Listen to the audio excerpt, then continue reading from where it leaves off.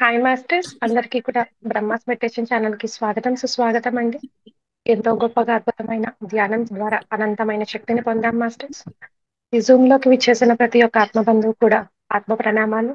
అలానే Brahma's meditation channel వీక్షిస్తున్న దేవతా దేవుళ్ళందరికీ కూడా హృదయపూర్వక ధన్యవాదాలు మాస్టర్స్. అలానే మన అందరి గురువైన బ్రహ్మశ్రీ పత్రి సారికి కూడా వేల వేల కృతజ్ఞతలు తెలుపుకుంటూ వారిని కూడా ఈ జూమ్ సెషన్ లోకి ఇన్వైట్ చేసుకున్నాం. Thank you so much masters. ప్రతిరోజు అద్భుతమైన జ్ఞానాన్ని మనం పొందుతూ ఉన్నాం మాస్టర్స్. అనంతమైన జ్ఞానాన్ని ప్రతిరోజు సజ్జన సాంగత్యం ద్వారా పొందుతూ ఉన్నాము. ఈరోజు అద్భుతమైన జ్ఞానాన్ని అందించడానికి మనతో విజయ్ కోట మేడం గారు కరీంనగర్ నుంచి విచ్చేశారు మాస్టర్స్. ఈ రోజు ఒక టాపిక్, నీ చేతి 5 వేళ్లే నిన్ను గొప్ప యోగిగా చేస్తాయి అనే టాపిక్, ఒక జ్ఞానాన్ని అందించడానికి మేడం వచ్చారు. మేడం, మీకు బ్రహ్మాస్ మెడిటేషన్ ఛానల్ కి స్వాగతం సుస్వాగతం madam. Thank you so much madam. Over to you madam. Thank you so much Neeraja madam. Prabhas meditation channel కి ఇస్తున్నటువంటి మిత్రులందరికీ ధన్యవాదాలు తెలియజేస్తూ ఉన్నాను. మనందరి గురు మైత్రేయ బుద్ధుడు బ్రహ్మర్షి పితామహ పత్రిజీకి, మాతా స్వర్ణమాల పత్రిజీకి నాయక ప్రణామాలు. అందరికీ నాయక నమస్కారం. మన గురువు గారు మనకు విస్తారమైనటువంటి జ్ఞానాన్ని అందించారు. మరి అందులో నుండి ఈ రోజు మీ అందరితో నేను పంచుకోబోయేటువంటి టాపిక్ వచ్చేసి నీరజ మేడం చెప్పినట్టు, నీ చేతి 5 వేళ్లే నీకు గొప్ప యోగిగా తయారు చేస్తాయి. సార్ 5 ఫింగర్స్ తో ఎన్నో కాన్సెప్ట్లు చెప్పేవారు. చేతి 5 వేళ్ళని ఎన్నింటికో ఉదాహరణగా చూపిస్తూ మరి మనకి ఎన్నో సందేశాలు ఇచ్చారు. అందులో మరి ఈ రోజు మనం ఈ 5 ఫింగర్స్ ద్వారా నీ చేతి 5 వేళ్ళు నిన్ను గొప్ప యోగిగా చేస్తారు అనేటువంటి ఈ అద్భుతమైనటువంటి జ్ఞాన సందేశంలో మరి సారించినటువంటి విశ్లేషణను సమగ్రంగా మనం తెలుసుకుందాం ఫ్రెండ్స్. ఇది ముఖ్యంగా ఈ రోజు ఈ టాపిక్ ద్వారా శ్రవణం యొక్క విశిష్టత తెలియజేస్తారు. శ్రవణము అంటే వినడం. మరి వీటిలో ఈ 5 వేళ్లలో ప్రతీకలుగా చెప్తాడు. ఏది దేనికి ప్రతీక అంటే, స్మాల్ ఫింగర్ వచ్చేసి శ్రవణము, రింగ్ ఫింగర్ వచ్చేసి మననము, ఈ మిడిల్ ఫింగర్ వచ్చేసి నిధిధ్యాసన అంటే సాధన, చూపుడు వేలు వచ్చేసి సాక్షాత్కారం, ఈ థంబ్ ఫింగర్ వచ్చేసి లోక కళ్యాణం.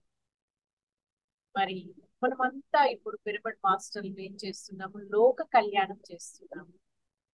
ఎలా చేయగలుగుతున్నాం లోక కళ్యాణం అంటే, మనమందరము కూడా శ్రవణం చేశాము.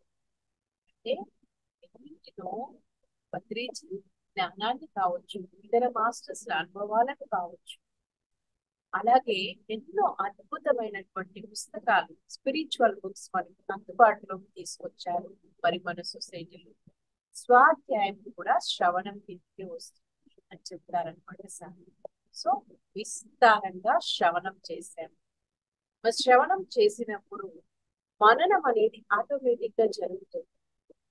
ఎప్పుడైతే మనము శ్రద్ధగా, అంకిత భావంతో, ఇది నాకు తెలియాలి, తెలుసుకోవాలి అనే ఉద్దేశంతో, ఎంటీ మైండ్ తో ఎప్పుడైతే శ్రవణం చేస్తామో, మరి శ్రవణం చేసింది మనసు ఏం చేస్తుంది అంటే, బుద్ధి ఏం చేస్తుంది అంటే మననం చేస్తుంది, దాన్ని రిమైండ్ చేస్తూ ఉంటది మనకి.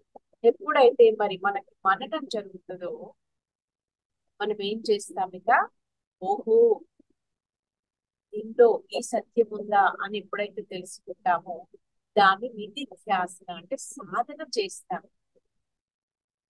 మనకి సాధన చెయ్యాలి. మనకి లోక కళ్యాణం చెయ్యాలి అంటే మనకు ఆత్మ సాక్షాత్కారం కాదు. మరి ఆత్మ సాక్షాత్కారం ఎలా అవుతుంది అంటే, ఏదో ఒకటి సాధన చెయ్యాలి.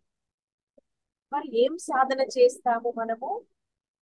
ఏది వింటామో దాని నుండి మనం ఏం నేర్చుకుంటామో దాన్ని సాధన చేస్తాము. ఆ సాధన చేసినప్పుడు మనకి ఏమవుతుంది? సాక్షాత్కారం లభిస్తుంది. అంటే నిత్య అసత్యము ఏది అసత్యము, ఏది సత్యము అనేటువంటి ఆ జ్ఞానం కలుగుతుంది. దాన్ని సాక్షాత్కారం అంటారు. మరి ఎప్పుడైతే సాక్షాత్కారం కలిగిందో మనం ఇంకా ఊరుకుంటామా? ఊరుకోము.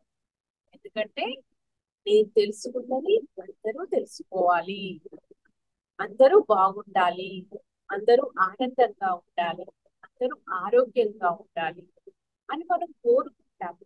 ఎప్పుడైతే మనకి సాక్షాత్కారాన్ని పొందుతాము.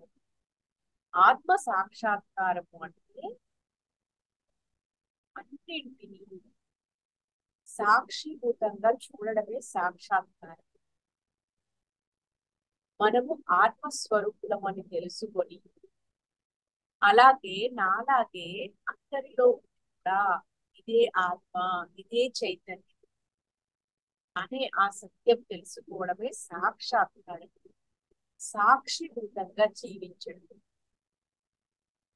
మరి దీనికి ఈ ఈ టాపిక్ లో సారి మనకి చక్కటి ఎన్నో ఉదాహరణల ద్వారా ఇది ఎంతో అద్భుతంగా తెలియజేస్తారు. సో మొట్టమొదటి ఎగ్జాంపుల్ వచ్చేసి మనకి ఈస గౌతమి అని ఒక ఆవిడ ఉంటుంది అనమాట బుద్ధుడి కాలంలో. ఆవిడకి ఏం జరిగింది అంటే ఒకసారి తనకి 4 ఏళ్ల అబ్బాయి ఒక్కగానొక్క కొడుకు చనిపోతాడు. మరి భౌతిక స్థితిలో ఉన్న వాళ్ళకి మన కుటుంబ సభ్యులు దూరమైనప్పుడు బాధ దుఃఖం ఉండడం అనేది సహజమే కదా. అలాగా మరి ఆమె ఏం చేస్తుంది అంటే ఆ దుఃఖంలో కూరుకుపోయి నా బిడ్డను ఎవరైనా బ్రతికించే నాదుడు ఉన్నారా అని చెప్పి అందరినీ అడుగుతూ ఉంటారు అన్నమాట. అప్పుడు చనిపోయిన వాళ్ళు మళ్ళీ బ్రతకడం అనేది సాధ్యం కాదు, కానీ ఆ ఊరి బయట ఒక స్వామీజీ ఉంటారు, ఆయన వల్ల ఏమన్నా అవుతుందేమో, ప్రయత్నం చేసి చూడు అని కొందరు సలహా ఇస్తారనమాట. అప్పుడు ఏం చేస్తుంది ఈస గౌతమి తన బాబుని తీసుకుని, ఆ చనిపోయిన బాబు అనంతది ఇంకా ఆ చనిపోయిన ఆ బాబు యొక్క శవాన్ని తీసుకుని ఆ బుద్ధ భగవానుడు అన్నమాట, ఆ స్వామీజీ ఎవరో కాదు, ఆ బుద్ధ భగవానుడు దగ్గరికి వెళ్ళగానే ఆయన అప్పుడు ధ్యానంలో ఉంది. ఆయనకి తెలియదేమో, సర్వాంతర్యామి. సో వచ్చింది ఎవరు, వచ్చిండ్రు, వాళ్ళకి అన్ని తెలుస్తాయి కదా మహాత్ములకి. ఆయన కళ్ళు తెలుస్తున్న తర్వాత అడుగుతాడు ఈసగోడు, ఏం తల్లి దేనికోసం వచ్చావు నువ్వు?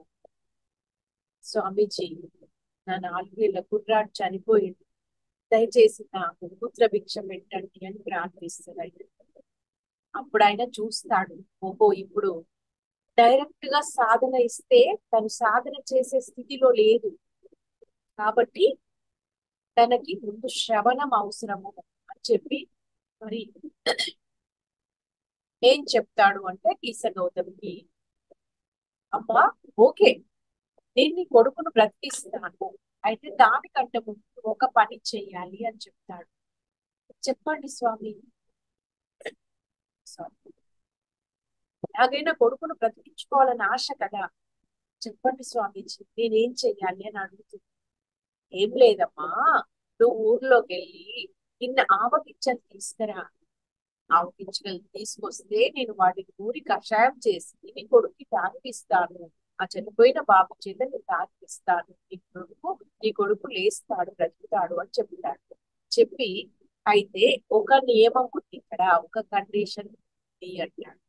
ఏం కండిషన్ అంటే, ఏ ఇంట్లో అయితే చావు లేదు, ఏ ఇంట్లో అయితే దుఃఖం లేదు, నువ్వు ఆ ఇంటి నుండి మాత్రమే ఆవగింజలు తీసుకురావాలి అని చెప్తాడు. కోర్స్ అంతే కదా, వెంటనే తీసుకొస్తాను అని చెప్పి ఊర్లోకి వెళ్తాడు. వెళ్ళి ఒక ఇంటికి వెళ్తాడు. అమ్మ నాకు కొన్ని ఆవగింజలు కావాలి, నా కొడుకుని నేను బ్రతికించుకోవాలి అంటుంది. అయ్యో ఆవగింజలు దేవుడి తల్లి, ఇదిగో ఆవగింజ ఇప్పుడే తెస్తాము అని లోపలికి వెళ్ళబోతుంటారు. అయితే వీటిలో చావు లేదు కదా, లేదు లేదు మొన్ననే మా నాన్నగారు చనిపోయారు. ఓహో అలాగా, అయితే ఇల్లు పనికిరాదు అని చెప్పి ఇంకొక ఇంటికి వెళ్ళి అక్కడ అడుగుతుంది, అమ్మ నాకు కొన్ని ఆవగింజలు కావాలి.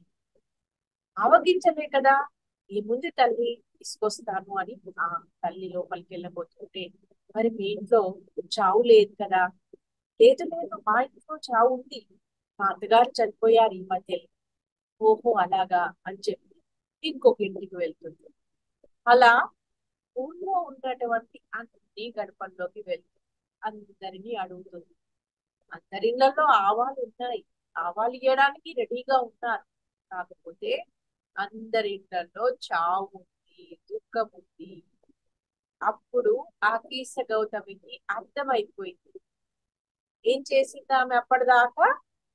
అందరి యొక్క ఆ బాధలు, ఆ దుఃఖము తన చెవులు అప్పగించి వినుకుంటూ వచ్చింది. వాళ్ళ గాథల్ని తెలుసుకున్నంత శ్రవణం చేసిందనమాట. ఆ శ్రవణము తనకి శ్రవణంలోనే మననం కూడా జరిగింది. ఏం మననం జరిగింది? ఇది అందరికీ ఉంది, బాధ నాకు ఒక్కదానికే లేదు.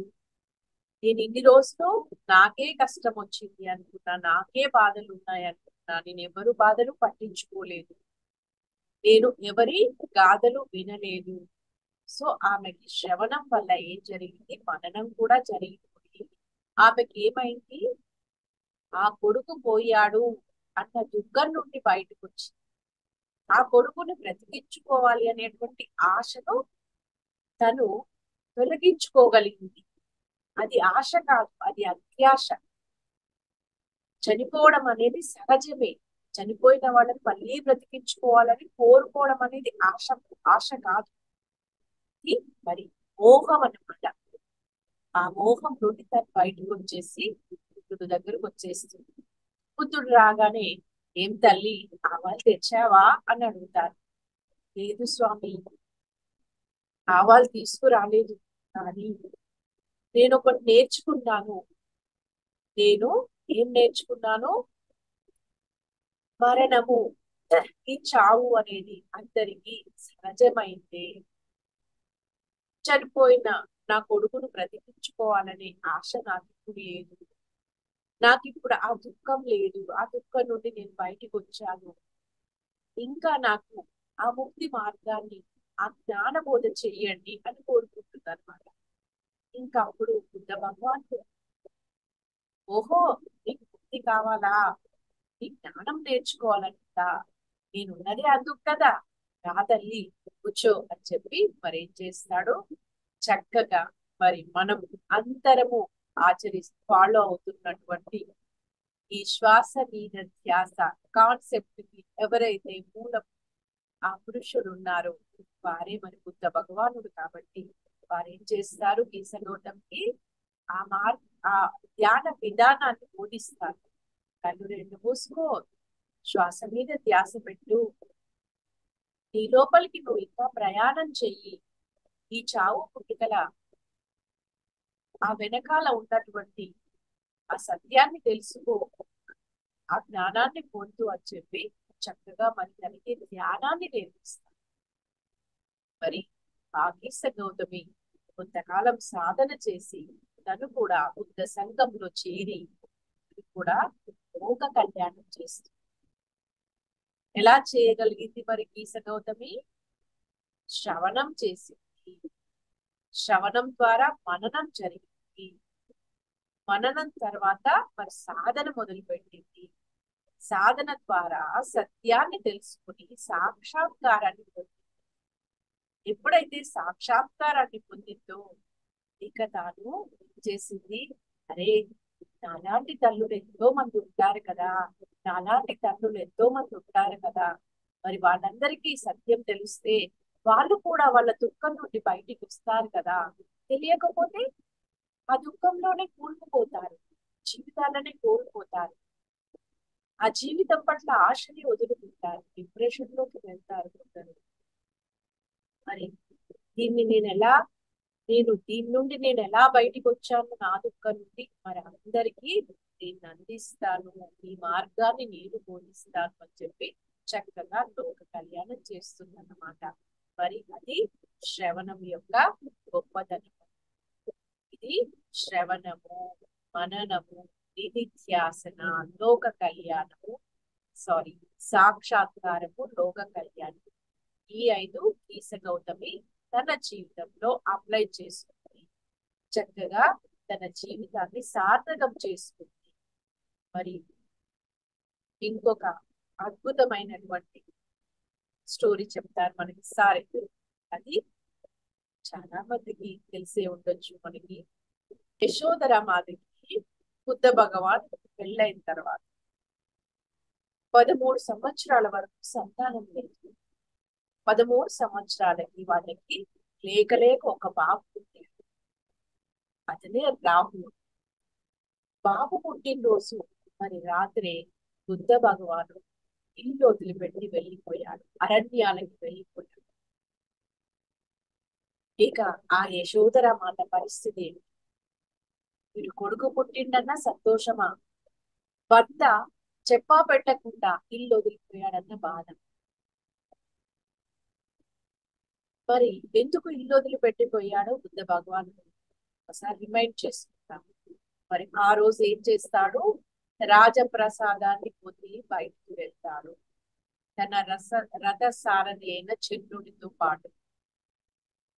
ఏం చూస్తాడు? ఒక దగ్గర చావు చూస్తాడు, ఇంకొక దగ్గర ఒక వృద్ధుణ్ణి చూస్తాడు, ఇంకొకటి ఒక అనారోగ్యపు జబ్బుతో ఉన్నటువంటి వ్యక్తిని చూస్తాడు.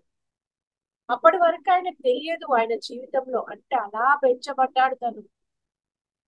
ఎందుకంటే అతడు పుట్టగానే జో జోస్యం చెప్తారనమాట పండితులు, ఇతడు పెద్దవాడైన తర్వాత అయితే గొప్ప రాజచక్రవర్తి అవుతాడు, లేకపోతే సన్యాసి అవుతాడు అని చెప్పగానే మరి బుద్ధుడు యొక్క తండ్రి అయినటువంటి శుద్ధోదనుడు ఆ ఎక్కడ సన్యాసి అయిపోతాడో, బయట ప్రపంచాన్ని చూస్తే నా కొడుకు వైరాగ్యాన్ని పొంది అని చెప్పి మరి బయట ప్రపంచంతో సంబంధం లేకుండా అన్ని అలా తనకు సమకూర్చి, ఒక్కరు కూడా చుట్టూ తెరిచిన వాళ్ళు కనిపిస్తే చాలు పనిలో నుండి తీసివేసేవాడంట. అలాగా ఉంచబడ్డాడు. మరి అలాంటిది అతను బయటికి వెళ్ళి ఆ మూడు చూసేసరికి విస్తుపోయాడు. ఏమిటిది చిన్న, నాకు కూడా వస్తుందా అనగాని, యువరాజా నీకు కూడా వస్తుంది, నాకు వస్తుంది, అందరికీ వస్తుంది. ప్రతి ఒక్కరికి, మానవులు అన్న వాళ్ళకి మరి వృద్ధాప్యము, జబ్బు చేయడము, చనిపోవడం ఇవన్నీ సహజము అని చెప్పి చంద్రుడు చెప్పగానే అతడు ఆలోచనలో పడిపోతాడు. అంటే మనకి జబ్బు వచ్చినా దుఃఖమే, వృద్ధాప్యం వచ్చినా దుఃఖమే, చావు వచ్చినా దుఃఖమే ఉంది. అంటే ఈ మూడింటికి కారణం ఏంటి? దుఃఖం. కాబట్టి నేను ఆ దుఃఖానికి కారణం కనుక్కుంటాను అని చెప్పి మరి ఇంటి నుండి బయటికి వెళ్ళిపోయాడు చెప్పా పెట్టకుండా. ఇక యశోధర మాత దాన్ని అవమానంగా భావించింది. నాకే ఎందుకు ఇలా జరిగింది, నా జీవితంలోకి ఇంత పెద్ద కష్టం ఎందుకు వచ్చింది? ఒక మహారాణి తను, అలాంటిది రాజా ఆ తన యొక్క భర్తతో కలిసి ఎన్నో రాజభోగాలు అనుభవిస్తూ హాయిగా ఆనందంగా జీవించాల్సిన సమయంలో మరి తను అనుకోకుండా, అంటే సడన్ గా వెళ్ళిపోయాడు కదా. సో తన భర్త అలా చేస్తాడని తను ఎక్స్పెక్ట్ చేయలేదు. బుద్ధ భగవాను ఆ సిద్ధార్థుడు కొంతకాలం ఇంట్లో ఉన్నప్పుడు చక్కగా యశోధర మాత ఇద్దరు కలిసి వాళ్ళు ఎంతో చక్కగా ఆధ్యాత్మిక పరమైనటువంటి విషయాలు మాట్లాడుతూ బయట హాయిగా చక్కగా వాళ్ళు గార్డెన్ లో కూర్చొని ఎన్నో రోజులు ఎన్నో ఆధ్యాత్మిక సాధనలు చేసి ఎంతో చక్కగా ఫ్రెండ్లీగా జీవించారనమాట. అలాంటిది మరి తట్టుకోలేకపోయింది ఆ బుద్ధ భగవానుడి ఆ వియోగాన్ని, దుఃఖంలో కూరుకుపోయింది. అలా కొంతకాలము ఉండిపోయింది. తర్వాత కొంతకాలానికి మరి బుద్ధ భగవానుడి తల్లి అయినటువంటి ప్రజాపతి ఏం చేసింది అంటే, ఆమె చాలా చక్కటి జ్ఞాని అన్నమాట. ఇలాగైతే లాభం లేదు, ఏదో ఒకటి పరిష్కారం చూడాలి, ఆ కోడల్ని బయటికి తీసుకురావాలి దుఃఖంతో అనుకుని ఒకరోజు యశోధర మాత దగ్గరికి వెళ్ళి, అమ్మా నువ్వు ఇలాగే నీ బాధనే నువ్వు తలుచుకుంటూ గుర్తు చేసుకుంటూ నువ్వు ఇలా ఉండడం నాకు బాధగా ఉంది, ఇలా అలా బయటికి పోదందా, గార్డెన్ లోకి పోదందా అని చెప్పి మెల్లగా తనని బయటకు తీసుకెళ్తుంది, గార్డెన్ లోకి తీసుకెళ్తుంది. అదే సమయంలో మరి ఊరిలోని ఆ రాజ్యంలోని ఇంకా కొందరి స్త్రీలందరినీ అక్కడ గ్యాదర్ చేస్తుంది. చేసి అలా రోజు కొంచెం టైం వాళ్ళు అలా గార్డెన్ లోకి వెళ్ళడము రావడము అలవాటు చేసుకుంటారు. మరి గార్డెన్ లోకి వెళ్ళి ఏం చేస్తారంటే కొద్ది రోజులు యశోధర మాత చెప్పే స్టోరీ అంతా అందరూ వినడం, యశోధర మాత చెప్పడం, తను మధ్యలో కూర్చోవడం, అందరూ చుట్టూ కూర్చోవడం, ఈమె తన బాధలు తన దుఃఖము ఇదే ప్రతిరోజు చెప్పడం, అందరూ వినడం ఇలా జరుగుతుంది. ఇక ఒక రోజు ప్రజాపతి ఏం చేస్తుందంటే, అమ్మా ఇన్ని రోజులు నీ బాధ నీ దుఃఖము నీ కష్టాలే నువ్వు చెప్పుకుంటున్నావు కదా, మరి వాళ్ళ వాళ్ళ ఏం చెప్తారో ఆ మాటలు కూడా మనం విందాం, వాళ్ళ కథలు కూడా మనం విందాము అని చెప్పి అనగానే సరే అంటుంది. అంటే రెడీ అయిపోయింది యశోధర మాత. అప్పటి వరకు తనే చెప్పుకుంటూ వచ్చింది, కానీ ఇక ఇతరుల కథలు కూడా గాథలు కూడా తను వినడానికి ఎప్పుడైతే రెడీ అయిపోయిందో అప్పుడు మరి వాళ్ళు అక్కడ వచ్చినటువంటి స్త్రీలందరూ కూడా వాళ్ళ జీవితాల్లోని ఆ కథలను వాళ్ళు చెప్పారు. ఏం కథలు అవి? మరి లవ్ స్టోరీసా, సినిమా స్టోరీసా? కాదు. నా జీవితంలో కూడా కొందరు భర్త చనిపోయినాడని, కొందరు బిడ్డలు చనిపోయారని, కొందరు పెళ్ళైనాక భర్త వదిలేశారని, కొందరు అనారోగ్య సమస్యలు, కొందరికి ఆర్థిక సమస్యలు, తినడానికి తిండి లేని వాళ్ళు ఉన్నారు, అక్కడ ఉండడానికి ఇల్లు లేని వాళ్ళు ఉన్నారు. ఎంతో మంది భర్తలు భార్యలు పెడుతుంటే అది భరించలేక మరి చెప్పుకున్నారు అక్కడ. అలా అందరి కథలు వింటుంటే వింటుంటే ఏం జరిగింది, ఆ శ్రవణం చేస్తుంటే యశోధర మాతకి ఇక తన కథ, తన బాధ, తన దుఃఖము, వాళ్ళ వాళ్ళ బాధలు వాళ్ళ కష్టాల ముందు ఇది అసలు బాధగా అనిపించలేదు ఆమెకి, కష్టంగానే అనిపించలేదన్నమాట. ఎందుకంటే తనకు అన్నీ ఉన్నాయి, ఒక్క భర్త తప్ప. మరి అప్పటి వరకు బుద్ధ భగవానుడి పట్ల కోపంగా ఉన్నటువంటి యశోధర మాత అప్పటి వరకు మరి అందరినీ కోపం చేసేది. అందరి ఎందుకంటే తన బాధ ఏం చేస్తుంది, కోపంగా బయటికి వస్తుంది ఇతరుల మీద. ఆ లోపలే ఉంటది కదా అప్పుడప్పుడు. అలా అందరినీ కోపం చేసుకుంటూ భర్త మీద కోపం పెట్టుకుని అలా ఉన్నటువంటి యశోధర మాటల్లో నెగటివ్ థింకింగ్ నుండి పాజిటివ్ థింకింగ్ వచ్చే స్టార్ట్ అయిపోయింది. వాళ్ళ వినడం వల్ల ఓహో నేను కాస్త అపార్థం చేసుకున్నట్టున్నాను, ఆయన అందరికీ లోక కళ్యాణం కోసమే కదా వెళ్ళింది, తను సాధన చేసి చక్కగా అందరికీ ఆ దుఃఖ నివారణ మార్గాన్ని సూచించడానికి అదే వెళ్ళింది అని చెప్పి మరి తన భర్త మీద ఆరాధన స్టార్ట్ అయిపోయింది తనకి. అక్కడేమో బుద్ధ భగవానుడు తపస్సు చేస్తుంటే ఇక్కడ మరి యశోధర మాత ఏం చేసింది, తన వేలో తాను జ్ఞాన సముపార్జన చేసుకోవడం మొదలుపెట్టింది. జ్ఞానిగా మారింది, ధ్యానం చేయలేదు. కానీ ఏ రకంగా జ్ఞానాన్ని పొందింది తాను? శ్రవణం ద్వారా, వినడం ద్వారా. ఆ వింటూ ఉంటే ఏం జరిగింది, తనకి మననం జరిగింది. ఇప్పుడు ఒక గీత ఉన్నదండి, ఆ గీత చిన్నదిగా చేయాలంటే ఆ గీతను మార్చకుండా ఎలా చేస్తాం మనము? చిన్న గీత పక్కకి ఇంకొక పెద్ద గీత గీసినామనుకో ఈ గీత చిన్నదైపోతుంది. అలాగా తను ఇంట్లో ఉన్నప్పుడు, తను ఒంటరిగా ఉన్నప్పుడు తన బాధ పెద్దదిగా కనిపించింది, తనకి భారంగా ఫీల్ అయింది. ఎప్పుడైతే అందరితో పంచుకున్నదో ఆ లోపల ఉన్న భారం అంతా దిగిపోయింది, దిగులంతా వెళ్ళిపోయింది. ఇప్పుడు తను హాయిగా ఉంది, జ్ఞానిగా మారిపోయింది, అందరికి ఆదర్శంగా మారి మరి మన PSSM pyramid spiritual societies movement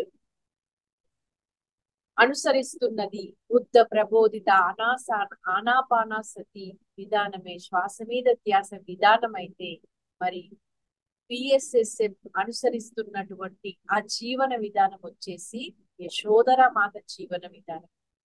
అంటే బుద్ధ భగవాన్ లాగా బయటకి ఎక్కడికో వెళ్ళలేదు, ధ్యానం కోసము ఇంట్లోనే ఉండి సంసారంలోనే నిర్వాణం యశోధర మాతను ఫాలో అయింది ఇక్కడ.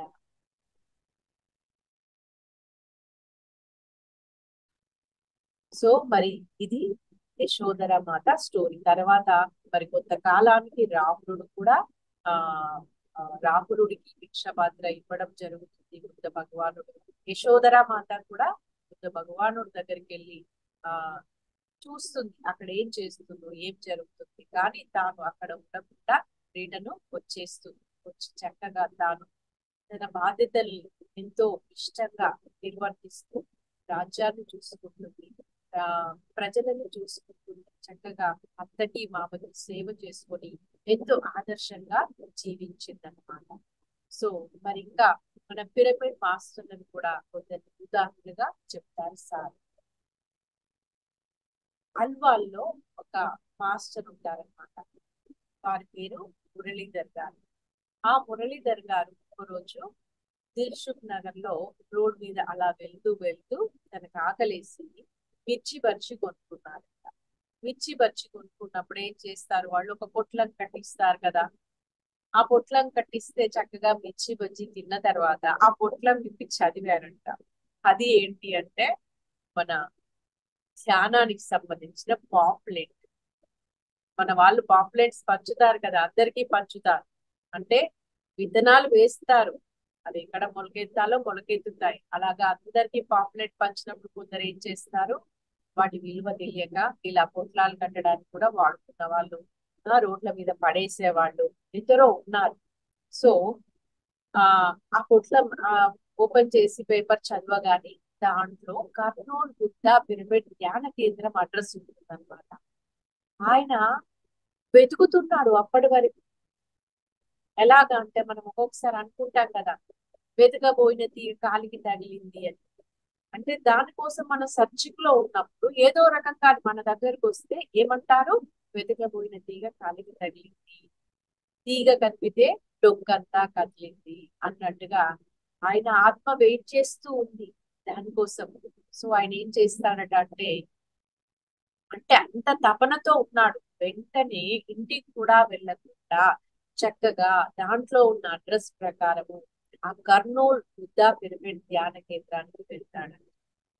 వెళ్ళి అంటే ఆయనకి ఆ పాంప్లెట్ ద్వారా ఏం జరిగింది, అది చదవగానే శ్రవణం అయిపోయింది, తర్వాత మననం అయిపోయింది.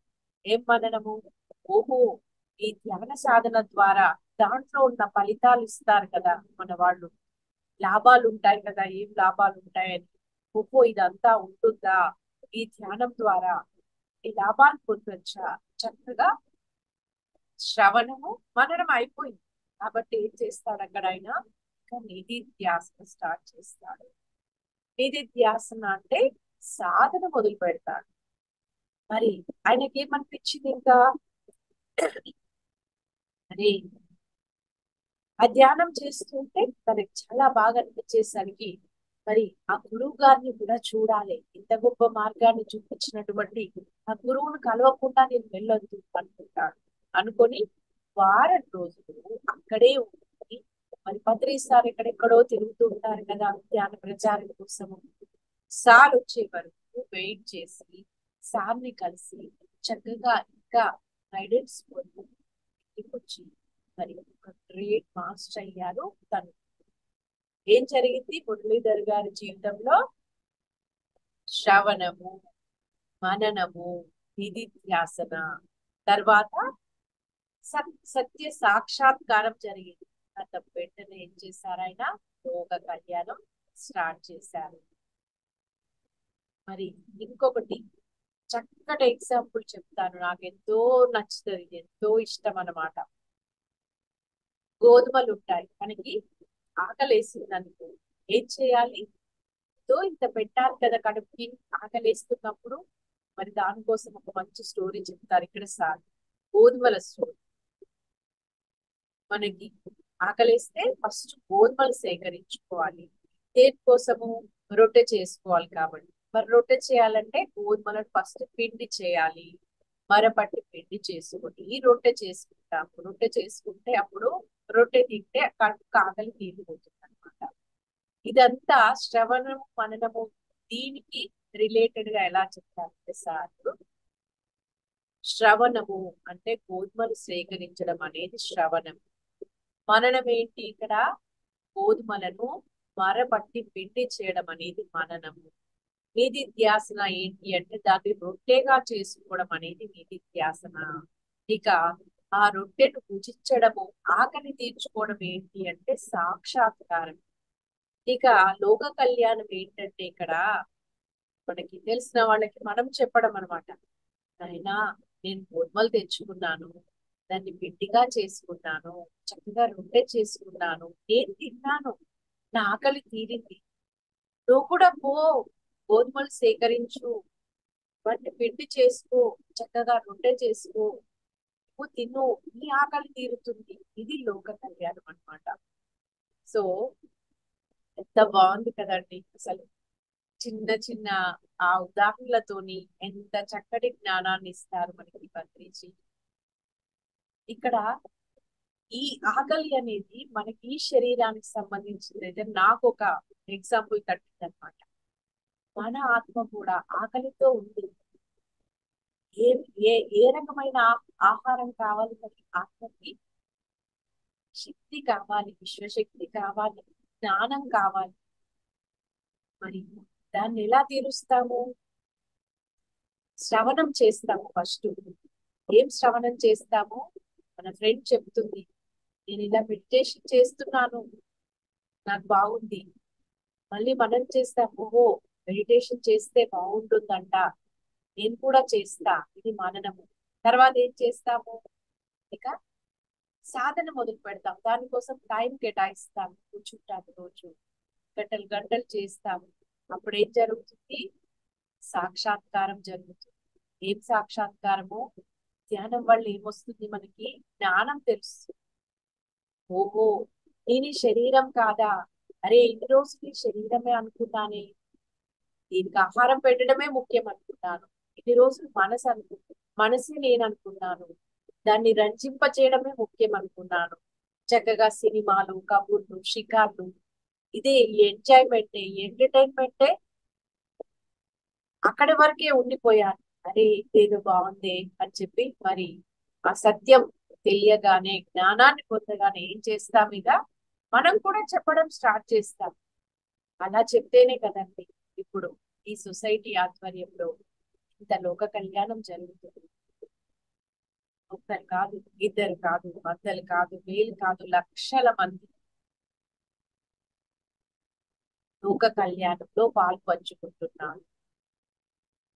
ఎందుకంటే ఇది లోక కళ్యాణం లో ఇంతమంది పాలు పంచుకుంటే కానీ ఇప్పుడు ఈ భూగ్రహం మీద జరుగుతున్నటువంటి మార్పులను తట్టుకుని ఈ సమస్త మానవాళి కూడా పెరిగినటువంటి ఆ భూమి యొక్క శక్తి క్షేత్రానికి, ఆ ఫ్రీక్వెన్సీకి వాళ్ళ ఎనర్జీస్ కూడా పెంచుకొని బ్యాలెన్స్ గా ఉంటే జీవించండి. ఈ మార్గంలోకి ఇప్పుడు అందరూ రావాల్సిందే, ప్రతి ఒక్కరు. ధ్యానముతో పాటు మరి ప్రతి ఒక్కరిప్పుడు ఏ రకమైన ఆహారాన్ని స్వీకరించాలి? కేవలము శాకాహారమే. ఇప్పుడు మనం ఏది చేస్తే అది వెంటనే మన లైఫ్ లోకి వస్తుంది. అంత హయ్యర్ ఎనర్జీ ఫ్రీక్వెన్సీలో మనం ఉన్నాము. ఇప్పుడు చూడండి, ఒకప్పుడు మనకి థాట్ పవర్ తెలియదు, దాని యొక్క పవర్ తెలియదు, టంగ్ పవర్ తెలియదు, మాట యొక్క శక్తి తెలియదు. ఇప్పుడు ఆలోచన శక్తిని మనం అనుభవపూర్వకంగా తెలుసుకుంటున్నాం, మాట యొక్క శక్తిని అనుభవపూర్వకంగా తెలుసుకుంటున్నాం. మరి ఎలా మనకి ఆలోచన శక్తి పెరిగింది, మాటకి శక్తి ఎలా వచ్చింది? ఎక్కడ శుద్ధి ఉంటుందో అక్కడ సిద్ధి వస్తుంది. వాక్కు శుద్ధిగా ఉంటే వాక్కు సిద్ధి వస్తుంది. అది ఋషులు పొందారు. వెంకట ఋషుల మాట ఇలా పలికితే అలా జరిగిపోయింది. మరి ఆలోచన కూడా ఎలా కార్యరూపం దాలుస్తుంది వెంటనే అంటే మనసు శుద్ధిగా ఉంచుకుంటున్నాం. మనం మనసును స్వచ్ఛంగా ఉంచుకుంటున్నాం. ఎప్పుడైతే మన మనసు స్వచ్ఛంగా ఉంటుందో, శుద్ధిగా ఉంటుందో, దానికి శక్తి, ఆలోచనకి శక్తి పెరుగుతుంది. ఎప్పుడైతే ఆలోచనకి శక్తి పెరుగుతుందో అది విశ్వంతో కనెక్ట్ అయిపోతుంది. విద్యుదయస్కాంత తరంగాల ద్వారా వెంటనే మరి అది ఒక భౌతికపరమైన రూపాన్ని తీసుకుంటుంది. మరి అలాంటి ఒక హయ్యర్ ఎనర్జీ ఫ్రీక్వెన్సీలో ఈ భూమండలము ఇప్పుడు. అందుకోసమే మరి మనం ఏది ఇస్తే మనకి తిరిగి అదే వస్తుంది. కాబట్టి మరి ఇచ్చేటప్పుడే మనం కేర్ఫుల్ గా ఉండాలి. అది ఒక మనుషులే కాదు, ఇతర జీవులకి, ప్రకృతికి. దీనికోసమే మరి ఇంత విస్తారంగా ఈ జ్ఞానం అనే దాన్ని అందించడం జరుగుతుంది. ధ్యానంతో పాటు ధ్యానము శాకాహారంతో పాటు మరి ఇప్పుడు మనకి పిరమిడ్ ఎనర్జీ అనేది కూడా చాలా చాలా చాలా అవసరం. ఇది ఎలాంటిది అంటే ఇప్పుడు మనం ప్రయాణము ఖండాంతరాలు దాటి ప్రయాణం చేయాలంటే ఫ్లైట్ ఎక్కాల్సిందే కదా, వేరే మార్గం లేదు కదా. ఇప్పుడు మానవుడు మాధవుడుగా పరివర్తన చెందాల్సిన సమయం. మానవుడు మాధవుడుగా మారాలి అంటే మరి ఈ మూడింటిని మనము ఆచరణలో పెట్టాలి. ఆచరణలో పెట్టాలి అంటే మరి దానికోసం మనము ఈ అభ్యాసం చెయ్యాలి. ఈ అభ్యాసం చెయ్యాలి అంటే మరి సారి సూచించినటువంటి ఈ 5 ఫింగర్ కాన్సెప్ట్ ఎంతో అద్భుతమైందండి. శ్రవణము, మననము, నిధిధ్యాసన, సాక్షాత్కారము, లోక కళ్యాణం. శ్రవణం చేయడానికి మనకి బోలెడు అవకాశం ఉంది. ఎంతో విస్తారమైనటువంటి జ్ఞానం బయటికి వస్తుంది. పిరమిడ్ మాస్టర్లు అసలు అక్షరం ముక్క రాని వాళ్ళు బయటికి వచ్చి 10 మందిలో కలవలేని వాళ్ళు. నాకు స్టేజ్ ఫియర్ ఉండేదండి, ఇలా బయటకు వచ్చి మాట్లాడేదాన్ని కాదు. మరి ఎలా అనర్గళంగా గంటలు గంటలు గంటలు మాట్లాడగలను, చెప్పిందే చెప్పకుండా. ఇదంతా ఎక్కడి నుండి వచ్చింది? ఆత్మతో కనెక్టివిటీలో ఉన్నారు, ఇన్నర్ తో కనెక్టివిటీలో ఉన్నారు. బయట జరుగుతున్న దానికి వెనకాతల ఆ సీక్రెట్ తెలుసుకున్నాను. సో ఇప్పుడు మనం ప్రయాణం చేయవలసింది ఈ బయటనే కాదు, ప్రయాణం చెయ్యాలి, అంతర్ముఖం అవ్వాలి. బయట జరుగుతున్న మార్పులకి కారణాలు తెలుసుకోవాలి.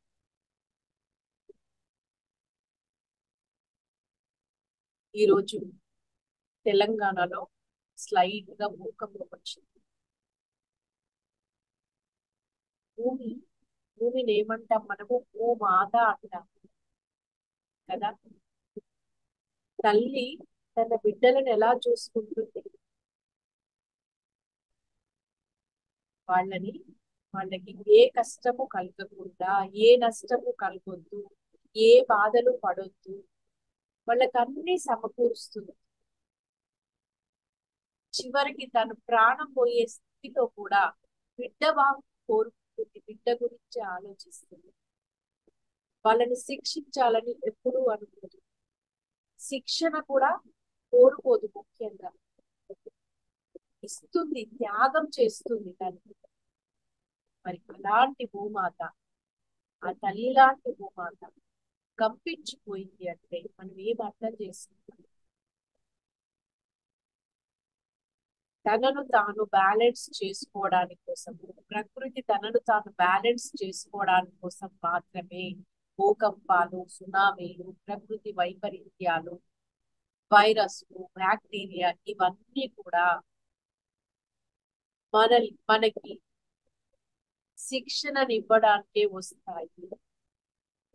శిక్షణను మనము స్వీకరించలేని స్థితిలో ఉన్నప్పుడు మాత్రమే తప్పనిసరి పరిస్థితిలో ఇక పనిష్మెంట్ అనేది. మరి పనిష్మెంట్ వరకు కూడా మనకు వచ్చినాక కూడా మనం అలర్ట్ కాకపోతే లైఫ్ సేవింగ్ ఇంకా వేస్ట్ కదా. సో ప్రతి ఒక్కరూ కూడా జీవితాన్ని అర్థం చేసుకోవాలి, అర్థవంతంగా జీవించాలి, సార్థకం చేసుకోవాలి. దానికోసం ఎవరో ఏదో చెప్తున్నారని ఏమీ వినక్కర్లేదు. సార్ ఏం చెప్తారు? సబ్కా సునో అప్నా కరో అని చెప్తారు. అందరివి విను, నీకు నచ్చింది చేయకూడదు. మరి ఆది శంకరాచార్యులు చెప్పినటువంటి ఒక మహావాక్యం, త్రిజగతి సజ్జన సంగతి రేఖ భగవతి భవార్ణవ తరణే నౌక. త్రిజగతి సజ్జన సంగతి రేఖ. త్రిజగతి అంటే ఈ మూడు జగాలలో, సజ్జన సంగతి రేఖ అంటే సజ్జనులతో సాంగత్యం లేకుండా, భవతి భవార్ణవ తరణే నౌక అంటే ఈ జీవితం అనేటువంటి జీవితం ఎలాంటిది? దుఃఖముతో కూడుకున్న ఒక సముద్రం లాంటి, సాగరం లాంటి. ఈ దుఃఖ సముద్రాన్ని దాటాలంటే సజ్జన సాంగత్యం ఒక్కటే దాటిస్తుంది అని చెప్తున్నారు ఆది శంకరాచార్యులు. అపర శంకరులు అంటారు, సాక్షాత్తు శివుడే ఆది శంకరం రూపంలో మీదకి వచ్చారంటారు. వారు చెప్పింది ఇంత గొప్ప వాక్యాన్ని మనం వింటూ ఉంటాం, కానీ శ్రవణంతో పాటు మననం చేసుకోవాలి, దాన్ని ఆచరణలో పెట్టాలి. సముద్రం ఉండాలి, మనకి ఈతొచ్చు, మన ఈత ద్వారా ఒక కొలనులో దాటొచ్చు, కొలనులో ఈత ఒడ్డుకు చేరుకోవచ్చు, నదిని దాటొచ్చు, చెరువులో ఒడ్డు చేరుకోవచ్చు. కానీ సముద్రంలో ఈత కొడుతూ మనం ఒడ్డును చేరుకోగలుగుతామా? లేదు కదా. ఎంత గజఈతగాడైనా పర్లేదు, సముద్రంలో ఈత ద్వారా ఒడ్డు చేరుకోలేడు. అక్కడ ఏం కావాలి మనకి? పడవ కావాలి, ఓడ కావాలి. ఇక ఓడెక్కిన తర్వాత, పడవెక్కిన తర్వాత మనం ఏమి ఆ ప్రయాణంలో ఇంకా ఎలా వెళ్ళాలి అని చూడక్కర్లేదు, మన ప్రయత్నం అక్కర్లేదు. అక్కడ ఆ పడవనే మనకి ఒడ్డుకు చేరుస్తుంది, ఆ నావనే ఒడ్డుకు చేరుస్తుంది. ఆ నావ ఎక్కాలి మనకి. ఆ నావే ఏంటి అంటే ఇక్కడ సజ్జన సాంగత్యము. సజ్జనులు అంటే సత్యం తెలిసిన వాళ్ళతో సాంగత్యం చెయ్యాలి.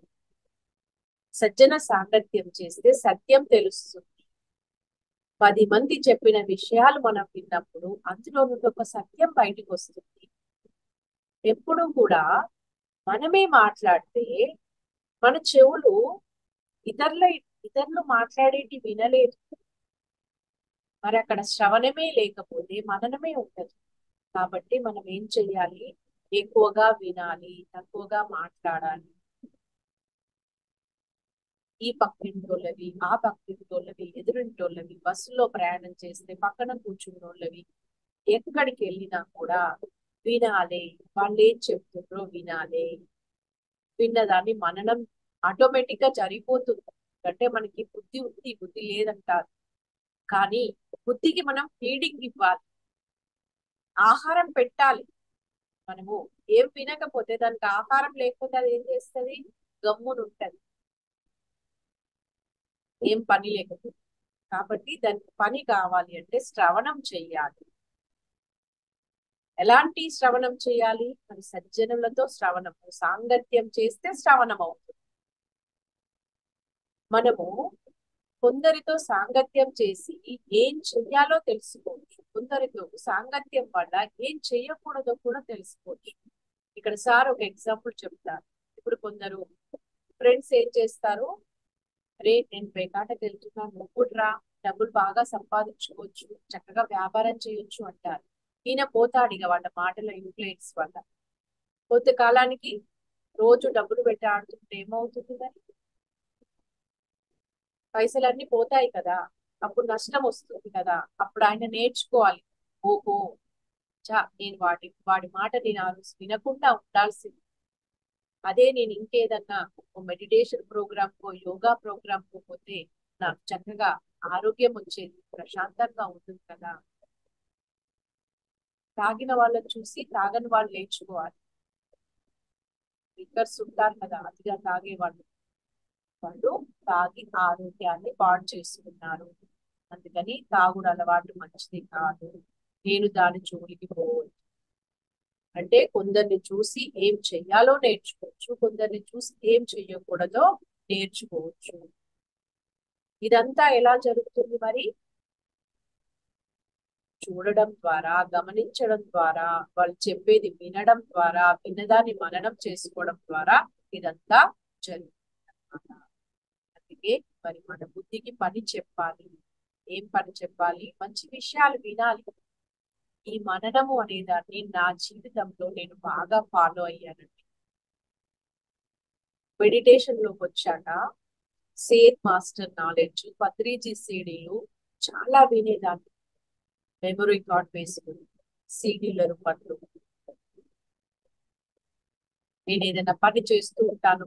కొన్ని పనులు చేసినప్పుడు మనకు ఫిజికల్ గా ఆ పని ఆటోమేటిక్ గా జరిగిపోతుంది. అలాంటప్పుడు చక్కగా మంచి వీడియోలు వినొచ్చు మనం.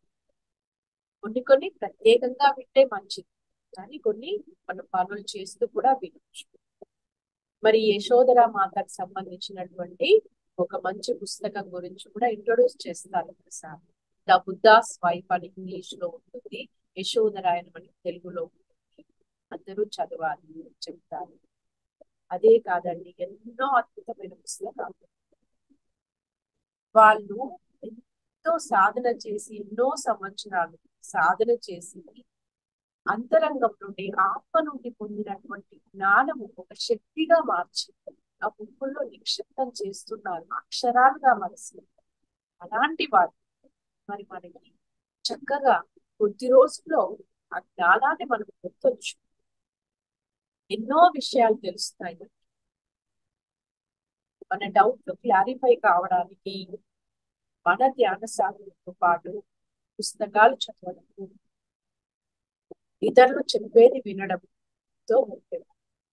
గొప్ప భక్త కావాలి అంటే గొప్ప శ్రోత కావాలి అని చెప్తారు. వినాయకుడు మనకి మంచి ఎగ్జాంపుల్.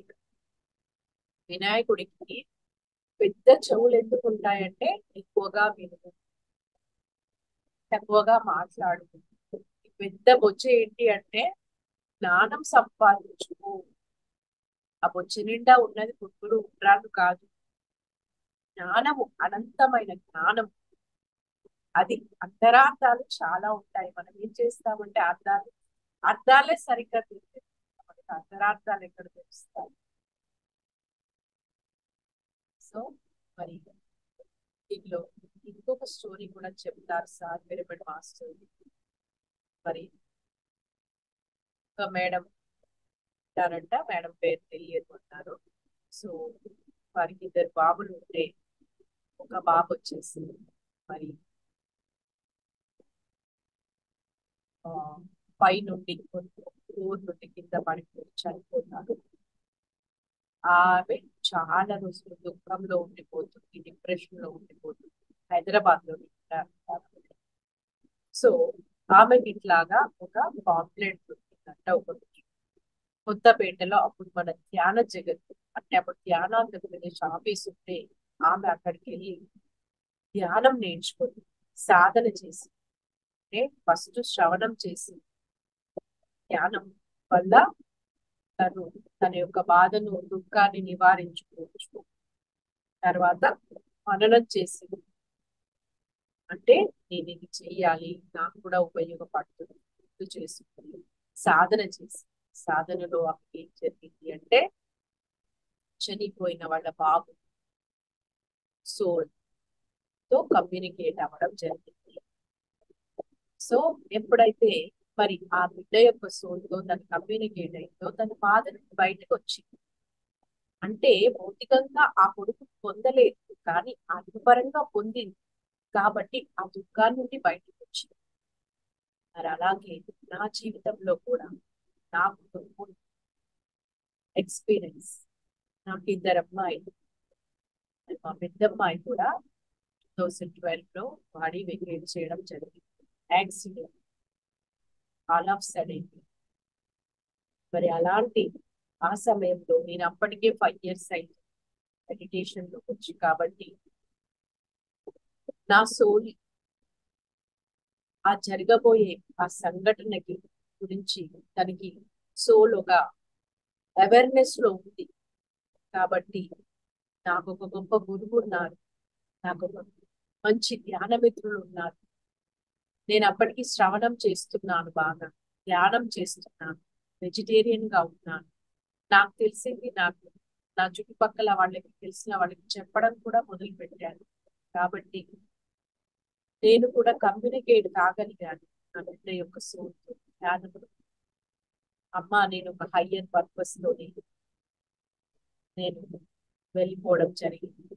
ఎప్పుడైతే తను నాకు చెప్పిందో నేను కూడా ఇంకా పూర్తిగా ఆ సిచ్యువేషన్ ని అర్థం చేసుకోగలిగాను, దాని నుండి బయటికి రాగలిగాను. మరి అందుకే ఇంకా నేను స్ట్రాంగ్ గా డిసైడ్ అయ్యాను. నిజంగా నాకు కనుక మెడిటేషన్ లేకుండా ఉంటే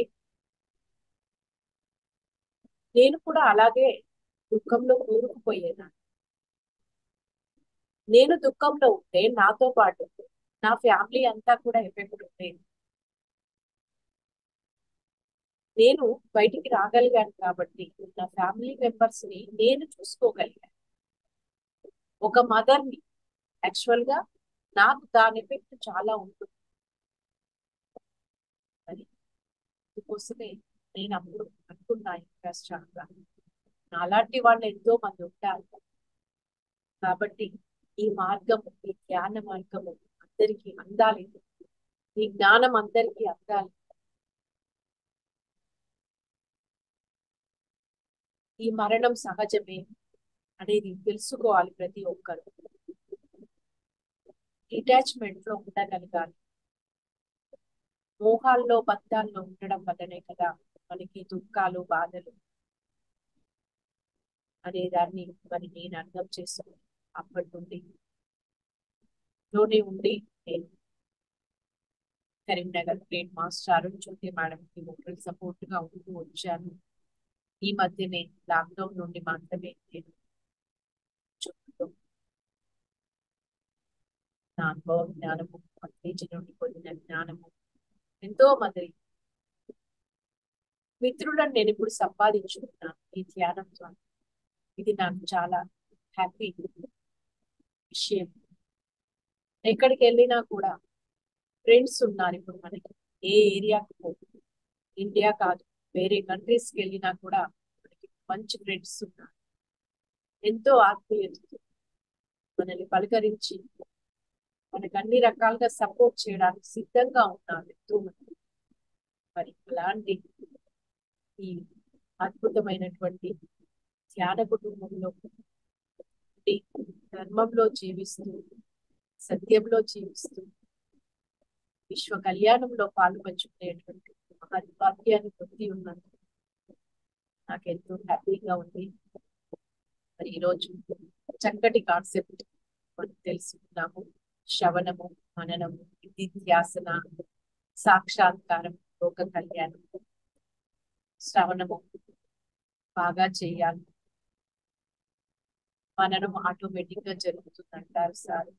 సో ఎప్పుడైతే మననం జరుగుతుందో సాధనలోకి వెళ్ళిపోతాం. సాధన చేస్తే మరి తప్పకుండా మనకి సాక్షాత్కారం ఉంటుంది. సాధనలో ఉన్నప్పుడు ఏం చేస్తామో ఇతరులో కూడా చెప్తాము, నేను ప్రాక్టీస్ చేస్తున్నా, నేను ఇది ఫాలో అవుతున్నా. మళ్ళీ సాక్షాత్కారం పొందిన తర్వాత కూడా నేను ఇన్ని రోజులు ఇది చేశాను కదా, నాకు ఫలితం వచ్చింది, నాకు ఇది అర్థమైంది, నేను ఇప్పుడు హెల్తీగా ఉన్నాను, హ్యాపీగా ఉన్నాను, అందరితో షేర్ చేసుకుంటాం. మరి అదే లోక కళ్యాణం, ఇదే వసుదైక కుటుంబం. ఈ మండలం అంతా కూడా వసుదైక కుటుంబంగా మారబోతుంది.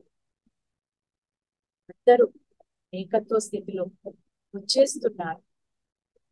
నువ్వు నేను అని భేదం లేదు. మరి అలాంటి అద్భుతమైనటువంటి యుగంలోకి అందరూ అసెండ్ అవ్వాలి. అసెన్షన్ అంటే వాళ్ళు కూడా అందరూ ఎర్త్ ఎనర్జీ ఫ్రీక్వెన్సీకి వాళ్ళ ఎనర్జీ ఫ్రీక్వెన్సీ పెంచుకొని బ్యాలెన్స్ గా జీవించు. Thank you so much ma'am. Brahmas zoom వేదికకి ఇన్వైట్ చేసినందుకు నీరజ మేడం కి, ఆర్గనైజింగ్ టీం అందరికీ పూర్వక ధన్యవాదములు. ఇంతటి చక్కటి జ్ఞానానికి మూలమైన పత్రిజీకి మరి ఒక్కసారి ప్రణామాలు. Thank you. Thank you so much madam. ఈరోజు చాలా క్లియర్ గా 5 ఫింగర్ కాన్సెప్ట్ చాలా చక్కగా చెప్పారు మేడం. ఆ 5 ఫింగర్ కాన్సెప్ట్ అనేది బాగా బుర్రలో ఎక్కిపోవాలని చెప్పని దాంతో రిలేటెడ్ ఎగ్జాంపుల్స్ గా ఆ బుద్ధుడిది ఆ ఒక మరణం ఏదైతే ఉందో అది తీసుకొని చావగింజలు ఒక స్టోరీ కావచ్చు, అలానే బుద్ధ వైఫ్ ది ఆ స్టోరీ కావచ్చు, ఆ తర్వాత మళ్ళీ తిరగలి అది విసురుతారు కదా మేడం దాంతో, అలానే మన ఒక ధ్యాన జీవితం అంటే 4 to 5 ఎగ్జాంపుల్స్ తో ఈ కాన్సెప్టే చాలా క్లియర్ గా ప్రతి సూక్ష్మాతి సూక్ష్మంలో కూడా అంతా క్లియర్ గా అందించారు మేడం. చాలా చాలా థ్యాంక్స్ మేడం. క్లియర్ గా వివరణతో అంటే ఉదాహరణ చాలా క్లియర్ గా ప్రతి ఒక్క అంటే 5 ఫింగర్స్ అంటే 5 ఫింగర్ కాన్సెప్ట్ కి ఒక్కొక్క దాంతో రిలేటెడ్ గా ఒక్కొక్క స్టేజ్ లో ఉదాహరణతో రిలేట్ చేస్తూ బాగా క్లియర్ గా చెప్పారు మేడం, ప్రతి ఒక్కరికి అర్థమయ్యేలాగా. చాలా థ్యాంక్స్ మేడం. చాలా చక్కగా అద్భుతంగా అందించారు madam. Thank you so much madam. Thank you so much ma'am. చక్కటి మీరు కూడా అద్భుతంగా వర్క్ చేస్తున్నారు, అందరికి ఇలా మాట్లాడే అవకాశాన్ని కల్పిస్తూ ఉన్నారు. Thank you. Thank you so much madam. Masters ఎవరైనా మేడంతో మాట్లాడాలనుకుంటే దయచేసి అన్మ్యూట్ చేసుకోండి మాస్టర్స్.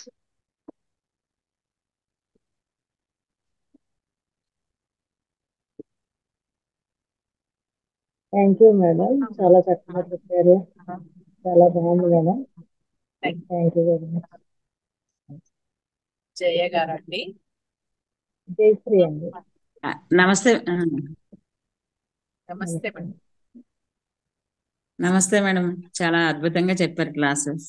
అంటే 5 ఫింగర్ కాన్సెప్ట్ పత్రి సార్ ఏదైతే చెప్పారో అది మరణం అది చాలా అంటే అద్భుతంగా, అంటే మన ప్రతి మనిషి తెలుసుకోవాల్సినవి ఇవన్నమాట. అంటే మన జీవితంలో ఏదైతే మనం ఆచరించాలనుకుంటున్నామో అవి అద్భుతంగా మనం తెలుసుకొని ఆచరణ చేస్తూ ఉంటే, అంటే ఇవన్నీ గుర్తు పెట్టుకుంటూ ఉంటే ఎప్పుడు మన జీవితంలో ఈ ప్రతిక్షణం మనం అనుకుంటూ మరణం చేసుకుంటూ ఉంటే మన ఆధ్యాత్మికంగా ఉన్న స్థితికి ఎదుగుతామని చెప్పేసి ఉదాహరణతో చక్కగా అద్భుతంగా చెప్పారు మేడం. చాలా thank you very much madam. Thank you. మీకు తీసుకొచ్చిన నీరజ మేడం కి, బ్రహ్మాస్ మెడిటేషన్ ఛానల్ కూడా thank you very much madam. బాగా చక్కగా నీట్ గా చక్కగా స్లోగా అద్భుతంగా అలా చెప్పుకొచ్చారు. Thank you madam. Thank you so much madam. అంటే మాస్టరీని సంపాదించాలి అని అంటే జీవితంలో ఎన్నో ఒడిదుడుకులు ఉంటాయి కదా మేడం. అంటే వాటిలంతా కూడా ఛేదించినప్పుడు బయట ఏమన్నారంటే ఇంతమంది ఆత్మ బంధువులతో ఇంత జ్ఞానాన్ని మీరు పంచుకోగలిగారు మేడం. అంటే జీవితాన్ని ఒక ఒడిదుడుకులని దాటేసి వచ్చిన తర్వాత ఆ జ్ఞానాన్ని ఏదైతే మీరు అందుకున్నారో ఆ జ్ఞానం ఒక రుచి ఇంకా అద్భుతంగా రుచిస్తుంది మేడం. అప్పుడు ఏది లేకుండా ఇప్పుడు ఏమంటారు ఆహారం అంతా 3 పూట్ల తినేవాడికి మామూలుగా ఒక రోజు విందు భోజనం అనేది మామూలే కదా మేడం. అదే ఇప్పుడు లేకుండా ఉండే వాళ్ళకి చిన్న పెరుగన్నం ఇచ్చినా కూడా వాళ్ళకి ఎంత అమృతంగా భావించి స్వీకరిస్తారు కదా, అలాగనమాట. ఏదైతే ఒక జీవితంలో ఒక జరిగిన ఒక సంఘటన ద్వారా మీరు పొందిన ఒక అనుభవ జ్ఞానం, దాని నుంచి మీరు ఎలా రాణించుకొని వచ్చారు, ఆ జ్ఞానాన్ని పంచాలి అని చెప్పని మీ యొక్క ప్రయత్నం అనేది చాలా గొప్పగా మా అందరికి కూడా ఆ జ్ఞానం అందచేసేలాగా ఉంది మేడం. మీ ప్రయాణంకి చాలా హ్యాట్స్ ఆఫ్ మేడం.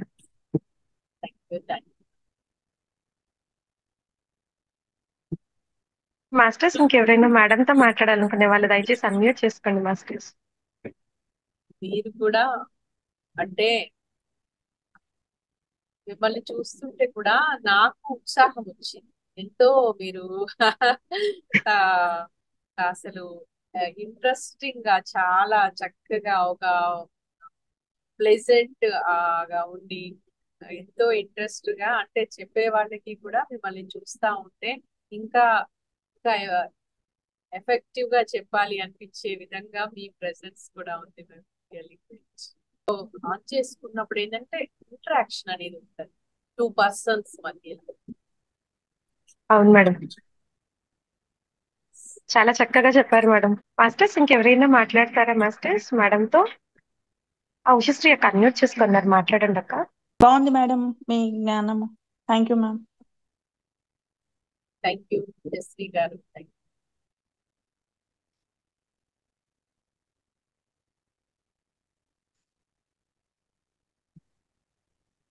మాస్టర్స్ ఇంకెవరైనా మేడంతో మాట్లాడతారా మాస్టర్స్? లేకుంటే సెషన్ క్లోజ్ చేసుకుందామండి.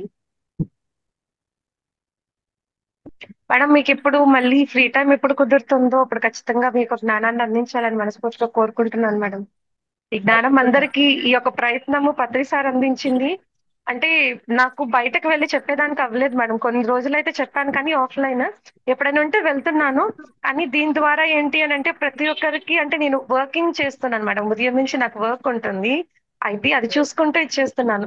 అంటే దీని ద్వారా నేను వెళ్ళి చెప్పకపోయినా కూడా నేను అందుకుంటున్నాను మేడం. మీరు ఇందాక అన్నట్లు శ్రవణం మననం అది నాకు కొత్త జ్ఞానం. ఈ రోజు చాలా ఇంట్రెస్టింగ్ గా ఒక పాయింట్ చెప్పారు మేడం. మనం ఏదైతే PSSM లో ఫాలో అవుతున్నామో అది బుద్ధుడు ఒక అందించిన ఒక ఆనాపానసతి ధ్యానము. కానీ యశోధర మాత ఇచ్చిన ఒక మార్గం అంటే గృహస్థ జీవితంలోనే నిర్వాణం పొందాలి, ఎక్కడికి ఏం వెళ్లకుండానే. అంటే బుద్ధుడు బయటకి అన్వేషించుకున్నాడు. కానీ ఈ యశోధర మాత ఇంట్లోనే ఉంటూ ఆ చుట్టూరు ఉండే వాళ్ళ కథలంతా విని ఆవిడ ఒక అంటే ఏదైతే బాధల నుంచి అధిగమించి తననెవరో తాను తెలుసుకొని ఒక యోగత్వం అనేది పొందింది. అంటే ఆ ఒక యోగత్వ మార్గం అనేది మనం ఫాలో అవుతున్నాం అనేది చాలా కొత్తగా అనిపించింది మేడం. నేను ఎక్కడ వినలేదు మేడం, కొత్తగా తెలుసుకున్నాను నేను ఈ రోజు. సార్ చెప్తారు మేడం, పత్రిజీ చెప్తారు. యశోధరాయణం అని సార్ ఒక వీడియో ఉంటుంది, ద బుద్ధాస్ వైఫ్ అనేది. దాంట్లో చాలా చక్కగా డీటెయిల్ గా ఉంటుంది యశోధరాయణం స్టోరీ అంతా. చాలా థ్యాంక్స్ మేడం. సెషన్ క్లోజ్ చేసుకుందామా మేడం? Yes ma'am. మాస్టర్స్ మీ అందరికీ కూడా శతకోటి ఆత్మ ప్రణామాలు, కృతజ్ఞతలండి. ఎంతో గొప్ప జ్ఞానం ఈరోజు 5 ఫింగర్స్ కాన్సెప్ట్స్. ఆ శ్రవణం, మననం, నిధిధ్యాస, సాక్షాత్కారం, లోక కళ్యాణం. ఈ 5 టాపిక్స్. 5 అనేది ఒక పంచభూతాల తత్వం లాగా అనమాట. అంటే మన నిజ జీవితంలో ఏదైతే ఆచరించాలో చిన్నగా సింపుల్ గా 5 ఫింగర్స్ కాన్సెప్ట్స్ తో ఈరోజు అనంతమైన అద్భుతమైన జ్ఞానాన్ని మేడం అందించారు. మేడం మీ యొక్క జ్ఞానానికి, మీ యొక్క సమయంకి శతకోటి ఆత్మ ప్రణామాలు, కృతజ్ఞతలు మేడం. చాలా చక్కగా వివరించినందుకు ధన్యవాదాలు madam. Thank you so much అండి. Thank you so much masters. Session close చేసుకుందామండి. అందరికీ కూడా శుభరాత్రి. జై గోపత్రి. జై గోపత్రి. Thanks madam.